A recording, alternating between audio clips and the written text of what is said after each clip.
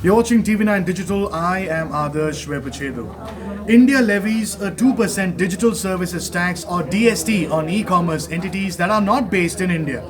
Not just India, even Italy and Turkey have adopted DSTs. This, according to a US Trade Representative investigation, is discriminatory against US companies and is inconsistent with international tax principles. The result is that US non resident providers of digital services are taxed, while Indian providers of the same digital services to the same customers are not. This is being termed as discrimination in its clearest form. In response, India's Ministry of Commerce and Industry denied that digital services tax discriminates against American companies. Earlier today, I had a brief chat with my colleague Arun Sundaram, who had more to say on this. Listening. So, Arun, how right or Okay. wrong are we in imposing a 2% tax on e commerce entities? Because this DST really only applies for non Indian entities and exempts Indian companies. How do you see this move?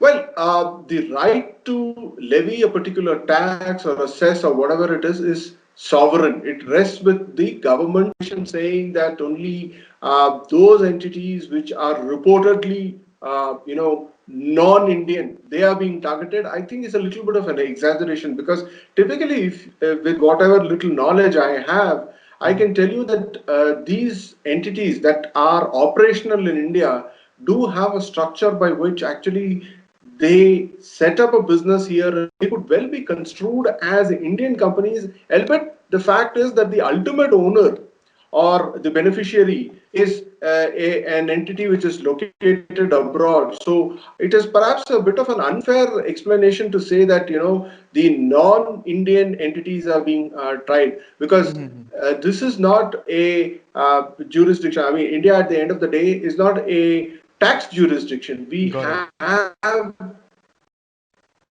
a functional economy. In my humble submission, I would say that this is more of a rhetoric at this point of time rather than anything else, Others. Okay. Now, Arun, given the move, is it possible that there could be some sort of a retaliation in terms of retaliatory tariffs that could be imposed on India as we go forward? And as far as the second issue of retaliation is concerned, remember, this is relating to trade, and trade needs to be sorted or trade differences need to be sorted by sitting across the table, retaliating, X is saying Y is saying Z. That doesn't bring out a concise solution to the problem. So if at all there is something, you sit down across the table, discuss it, and even in certain cases, probably you could also look at the option of taking some kind of a help or exploring other options. So retaliation perhaps will be too strong a word to be used. It should not be viewed from a retaliatory point of view because remember, as we speak, the European Union member, that is France and the US, they finally kind of backed down and then they said, okay, that retaliatory measures that were being talked of will be withdrawn. So you Correct. will have to wait and watch how that pans out. I mean, retaliation is perhaps too harsh a term to be used, that too given the Okay. fact that there's going to be a regime change in the US. Okay. Okay, but Arun, not just India, you have countries like Turkey and Italy also that have imposed DSTs.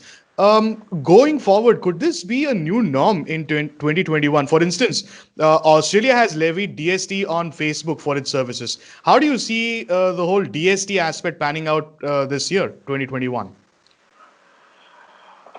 Well, one way to look at it is to say that perhaps this could become the norm, given the Mhm. fact that many of these jurisdictions that you spoke of have been hit by the pandemic.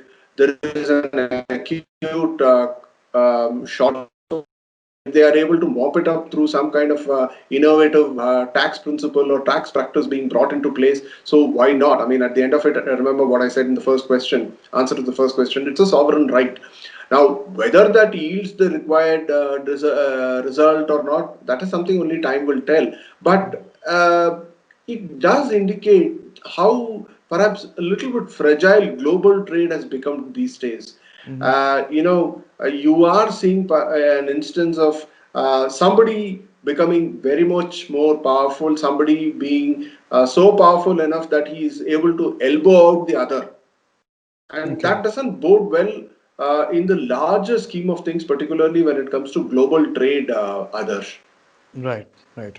Many thanks, Arun, for joining us with those very important insights on DST. Right, sir. Thank you so much, sir.